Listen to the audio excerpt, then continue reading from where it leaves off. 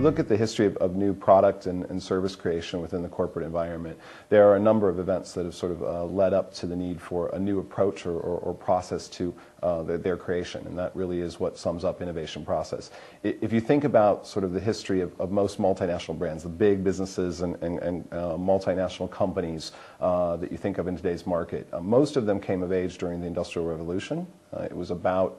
and because of industrialization and mechanization that allowed them to mass produce products and services. And within that same vein and that same mentality, they developed a traditional research and development approach that had scientists and engineers and marketers in labs to develop new products. And those new products and services were developed based on the core competency of the brand. So if we created radial tires, for example, rubber compounds were our base products. If we were Hewlett-Packard,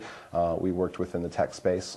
developing all types of software and hardware solutions. And so that sort of prescriptive approach to development of the next iteration of better products and services was the traditional approach. And then sort of a funny series and an important series of sort of seismic shifts occurred in the marketplace. First and foremost, that was the advent of new technologies such as the internet that allowed unprecedented access to new products and services, wherein a housewife in Topeka, Kansas, for example, could secure and access a product from New York City or from Mumbai, India, as easily and as quickly as she could from going down the street, but oftentimes at a better price point and certainly with almost the same immediacy with regards to receiving the product or service.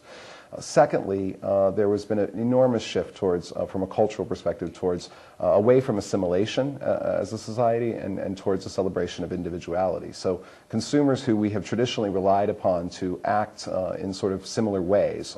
similar psychographics, similar demographics, wherein we could predict their sort of purchasing habits and their behaviors,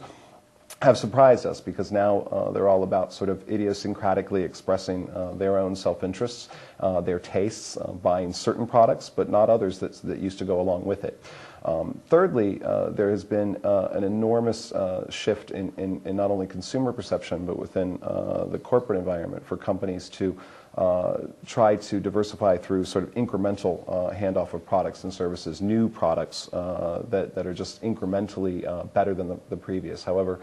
emerging markets of consumers may often want a product that has less utility. So those three things have sort of conspired together along with the globalization of the marketplace and rapid changes in distribution and fulfillment to allow the consumer now to be in control of the purchase process. With the consumer being in control of that decision,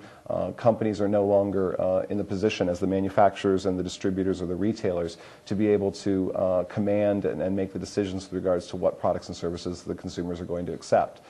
In fact, consumers have increasingly rejected products that have been created through traditional R&D process and instead have voted with their pocketbooks by picking sometimes surprising product choices as their decisions. So that has forced a number of companies to look differently about how they develop new products, and innovation process has been that solution to that approach, developing it from a consumer-centered perspective first and foremost, working in a multidisciplinary fashion, working in a cyclical process, also developing products in partnership with other organizations through open innovation or networked innovation processes